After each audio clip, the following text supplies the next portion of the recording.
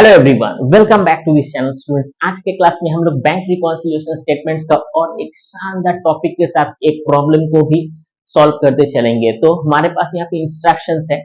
तो प्रीवियसली हम लोग बहुत सारे जो फंडामेंटल्स और प्रॉब्लम के साथ वीआरएस का जो इनिशियल जो स्टेजेस होता है उसको हम लोग यहाँ पे डिस्कशंस करिए। आप प्लेलिस्ट में जाओ, उसको देख लो ताकि इस क्लास के साथ भी आप इसको रिलेट कर पाओ। तो स्टूडेंट्स, फर्स्ट ऑफ ऑल ये ओवरड्राफ्ट बैलेंस, ये ओवरड्राफ्ट बैलेंस होता क्या है?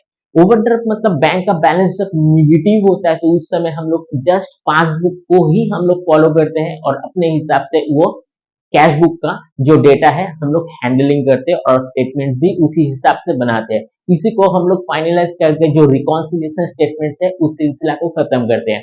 तो स्टूडेंट्स, हम लोग फर्स्ट ऑफ ऑल देखेंगे कि बैंक रिकॉन्सिलिएशन स्टेटमेंट्स का कि यहाँ पे ओवरड्राफ्ट बैलेंस क्या होता है। तो फर्स्ट ऑफ ऑल हम लोग ये समझेंगे कि हमारे पास ओवरड्राफ्ट बैलेंस होता क्या है। ओवरड्राफ्ट बैलेंस का मतलब नेचुरली नेगेटिव बैलेंस और क्रेडिट बैलेंस। आपके पास एक बैंक अकाउंट है, एज्यूम कीजिए, और आपके अकाउंट में 50,000 रुपीस है। अज्यूम कीजिए कि आप किसी बंदा को या किसी क्लाइंट को 60,000 रुपीस पे करना है। आप 60,000 रुपीस चेक में लिख करके आप बैंक में उस बंदे को भेजते हो। आपको क्या लगता है generally bank will accept this transactions? Answer will be absolutely no. Generally तो ये पॉसिबल नहीं है, क्योंकि बैंक आफ्टर दिस ट्रांजैक्शंस आपको एक मैसेज भेजेगा कि you have insufficient balance and due to this constant you are unable to make this transactions. So ऐसे आपको मैसेज मिलेगा। तो ओवरड्राफ्ट फैसिलिटीज में इस केस में क्या होता है कि आप अगर बिजनेस पर्सन हो, किसी इंडस्ट्रियलिस्ट हो या किसी स्पेशल कस्टमर हो जो आपको हर महीने में 5 या 6 बार आपको पेमेंट करना ही होता है, तो आप बैंक में प्रीवियसली इंस्ट्रक्शंस दे करके रखते हो कि भैया कोई अगर पेमेंट के लिए आपके पास आता है तो बैलेंस अगर इनसफिशिएंट हो तो आप उसको रोको मत, आप पेमेंट कर दो। After this transaction will be recoupment this balance, मतलब ट्रांजेक्शंस के बाद किसी समय हम लोग उसको रीपे कर देंगे और प्रोसेस को कंटिन्यू करते रहेंगे। तो बैंक इसके लिए एक चार्ज डिडक्शंस करता है। तो स्टूडेंट्स, इसी कॉन्सेप्ट के अंदर ये स्पेशलाइजेशंस कुछ जो बिजनेस पर्सन है उनको ही मिलता है। अच्छा, तो एज्यूम कीजिए कि आप किसी क्लाइंट को, आप एक बिजनेस पर्सन हो, आप एक क्लाइंट को 60,000 रुपीज पे करते हो, ठीक है? तो आप पे करते हो 60,000 रुपीज, तो बैंक भी उसको चेक को एक्सेप्ट करके उनको 60,000 रुपीज दे देता है। तो आपके अकाउंट में बैलेंस कितना रहेगा? तो स्टूडेंट्स, आपके अकाउंट में बैलेंस जो रहेगा ये 10,000, लेकिन आपके पास निगेटिव बैलेंस रहेगा, ठीक है? यानी आपको आपके पास जो बैलेंस है ये निगेटिव बैलेंस है, बैलेंस नीचे है, यानी आपके पास पॉजिटिव बैलेंस नहीं है। आपको पहले तो इस 10,000 को रिकॉपमेंट करना पड़ेगा रीपे के साथ। ओके, तो स्टूडेंट्स चलिए इसको ही हम लोग इस स्टेटमेंट के साथ रिलेट करने की चेष्टा करते हैं। तो फर्स्ट ऑफ ऑल स्टूडेंट्स, हमारे पास यहाँ पे हमारे पास कैश बुक होगा। तो स्टूडेंट्स, कैश बुक जो है ये हमारे पास होता है। हम लोग इसको कैश पासबुक को देख के हम लोग कैश बुक को हम लोग रिकॉन्सिल करते हैं। तो हमारे कैश बुक का दोनों साइड होता है, एक डेबिट जो पैसा आता है, नेचुरली जब पैसा हमारे अकाउंट में आता है तो हम लोग डेबिट बोलते हैं, और क्रेडिट यहाँ पे माइनस, यानी पैसा जब आउटफ्लो होता है। तो यहाँ पे हम लोग दोनों सिचुएशंस को हम लोग समझेंगे। तो स्टूडेंट्स, यहाँ पे सिचुएशंस नंबर 1, एज्यूम कीजिए आपके कैश बुक में 5,000 रुपीज यहाँ पे आया पॉजिटिव, मतलब आपके पास इनफ्लो हुआ 5,000। सेकेंड केस में आपके अकाउंट से 5,000 रुपीज खर्च हुआ, यानी कि माइनस हुआ। इस दोनों सिचुएशंस को हम लोग यहाँ पे रिलेट करने की चेष्टा करेंगे।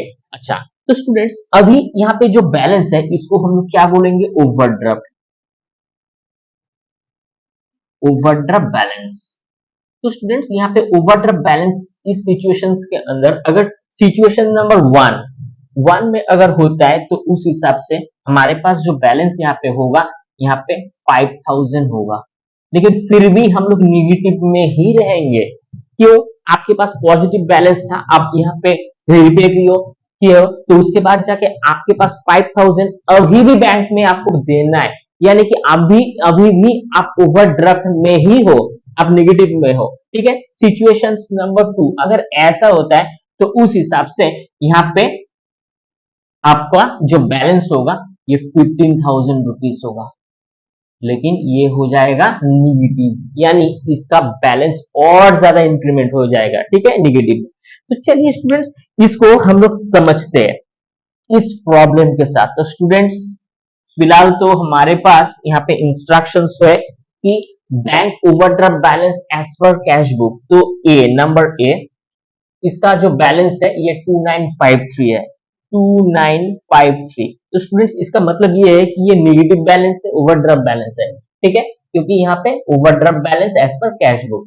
Number B, a check of 375 was debited in the cash book but omitted to the bank। आपके कहने पे पहले से ही ऐसा एज्यूम कीजिए कि बैंक 375 का कुछ पेमेंट कर चुका था और बाद में जाके आप एक चेक को लेके गए, लेकिन कुछ टेक्निकली डिफॉल्ट के कारण बैंक उसको ओमिटेड कर दिया। ओमिटेड का मतलब है उसको एक्सेप्ट नहीं किया, ठीक है। तो उस हिसाब से आपको क्या करना होगा, यहाँ पे आपको बी मतलब ऐड करना होगा। ये जो साइड है ये एडिशंस का है, ठीक है students.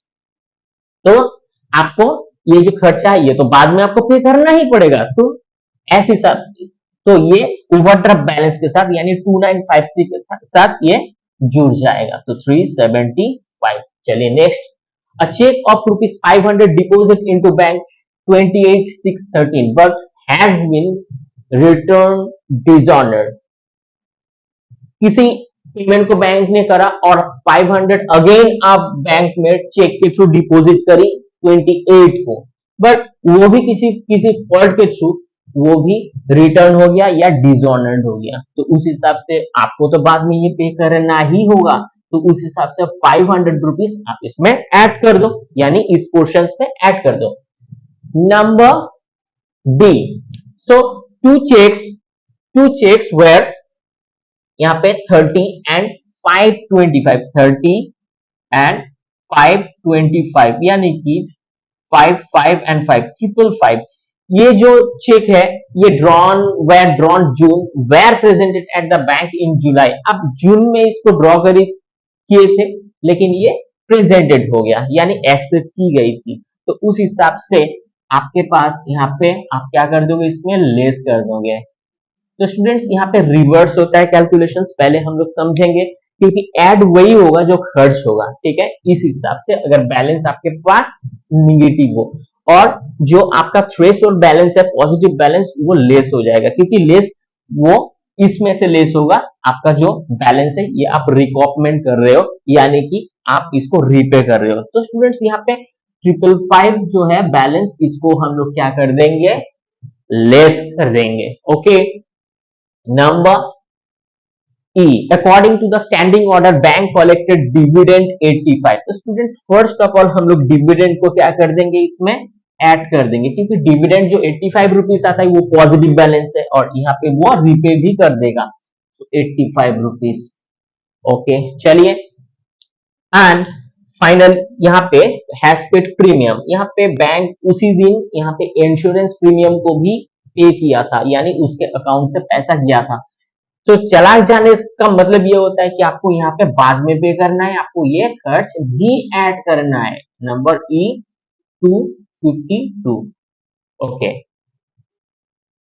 A bill was 400 receive from P से आप एक बिल को रिसीव करी हो, ठीक है। सो अब जब पी ने आपको बिल दिया, बैंक में वो सबमिट किया, तो एक रूल्स के अकॉर्डिंग कि आप निर्धारित समय के विद इन आप पे अगर करते हो तो कुछ डिस्काउंट आपको दी जाती है। तो पी को यहाँ पे डिस्काउंट दिया गया, यहाँ पे 390, मतलब P was discounted with the bank and 390 but the cash book has been debited full amount the bill.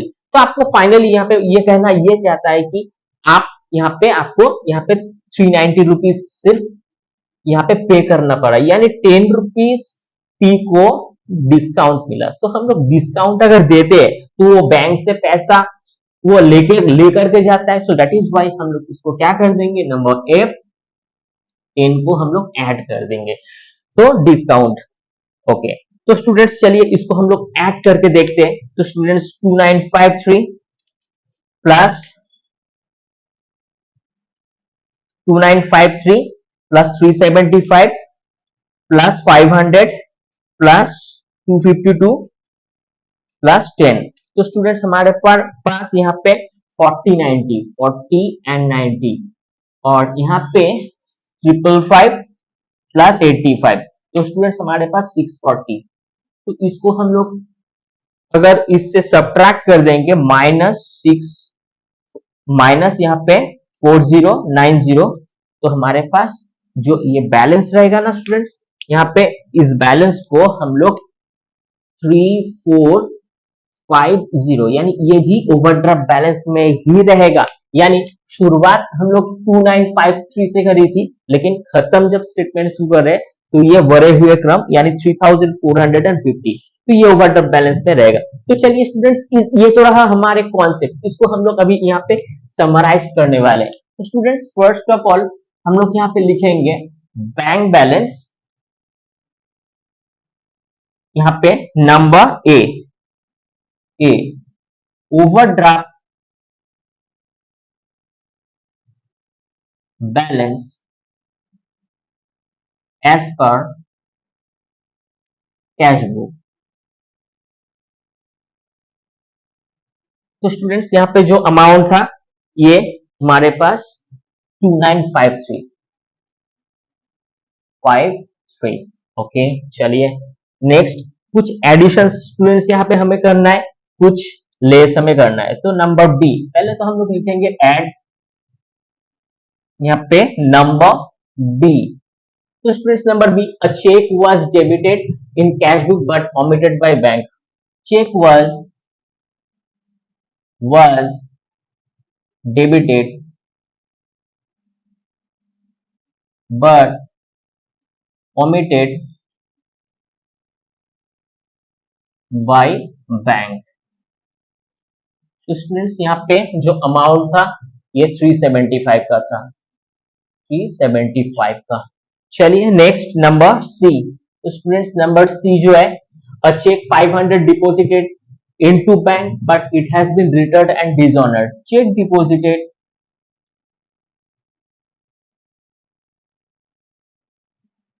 into bank but dishonored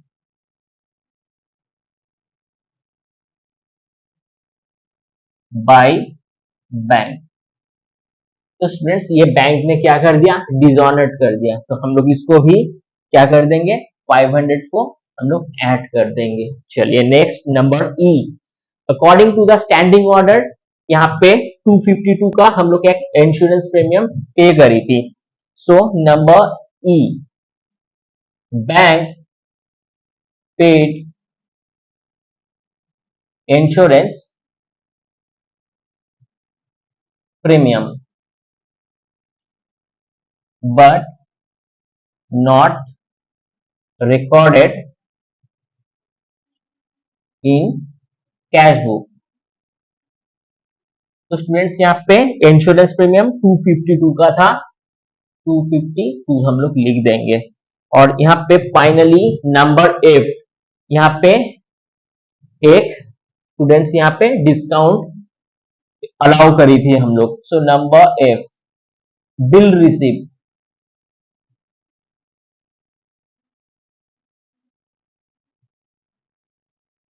and discount allowed। तो स्टूडेंट्स ये 10 रुपीज का होगा। तो स्टूडेंट्स चलिए इसको हम लोग जोड़ देते हैं। तो first of all 375 plus 500 plus 250 plus 10। तो यहाँ पे जो हमारे पास जो बैलेंस होगा 375 प्लस 500 प्लस 252 प्लस 10, सो 1137। तो यहाँ पे इसको भी हम लोग जोड़ देंगे 2953। तो स्टूडेंट्स यहाँ पे 40 90 ये हमारे पास बैलेंस है। तो स्टूडेंट्स कुछ लेस है उसको भी हम लोगों को करके चलना है। स्टूडेंट्स हम लोग लिखेंगे लेस, तो यहाँ पे नंबर डी। तो students two cheques were 30 and 525 were drawn June but presented in bank। so हम लोग लिखेंगे यहाँ पे number D, cheque drawn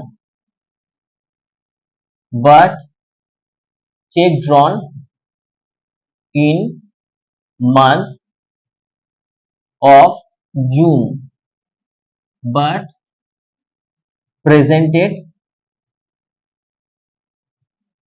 in July।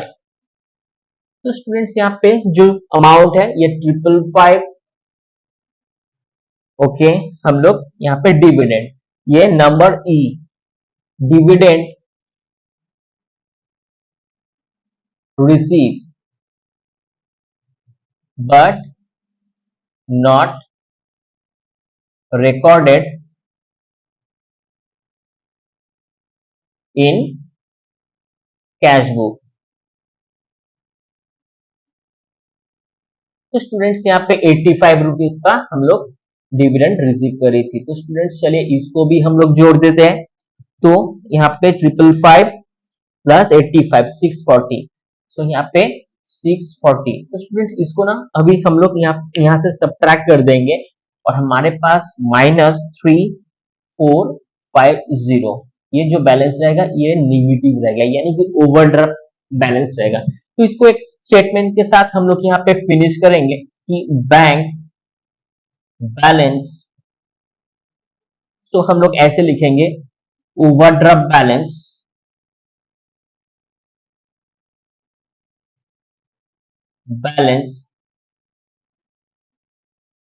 As per passbook. तो ये स्टूडेंट्स बिल्कुल हमारे प्रॉब्लम रेडी है। तो स्टूडेंट्स आप इसका स्क्रीनशॉट ले लो। चलिए, तो स्टूडेंट्स बहुत इंपॉर्टेंट है, हर एक साल के अंदर किसी ना किसी बोर्ड के अंदर ये पूछे ही जाते हैं।